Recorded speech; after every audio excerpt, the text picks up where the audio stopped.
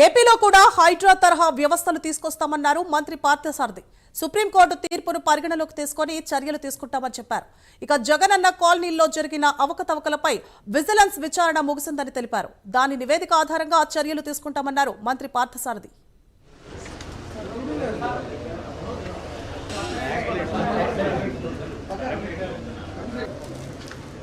ఇటీవల వచ్చిన వరదల్ని దృష్టిలో పెట్టుకుంటే ఆలోచించాల్సిన పరిస్థితులు మాత్రం వచ్చినాయి. మరి ముఖ్యమంత్రి గారు ఆలోచించాలి, అవి ఎంతవరకు ఎంక్రోచ్ చేశారు అనేది అవగాహన లేదు నాకు. ఒకవేళ ఎంక్రోచ్ చేసి ఆ ఎంక్రోచ్మెంట్స్ మూలంగా ఇటువంటి వరదలు వచ్చి నష్టం జరుగుతూ ఉంటే ఆలోచించాల్సిన పరిస్థితి ఉంటుంది. ముఖ్యమంత్రి గారికి ఇంకెక్కువ అవగాహన, ఆయనకి దూరదృష్టి అన్నీ ఉన్నాయి కాబట్టి తప్పకుండా ఆలోచన చేసి దీని మీద విజిలెన్స్ ఆల్రెడీ ఎంక్వైరీ వేసాం. విజిలెన్స్ రిపోర్ట్ కూడా వచ్చినాయి. కొన్ని చోట్ల కొంత క్వాలిటీ సమస్యలు ఉన్నాయి.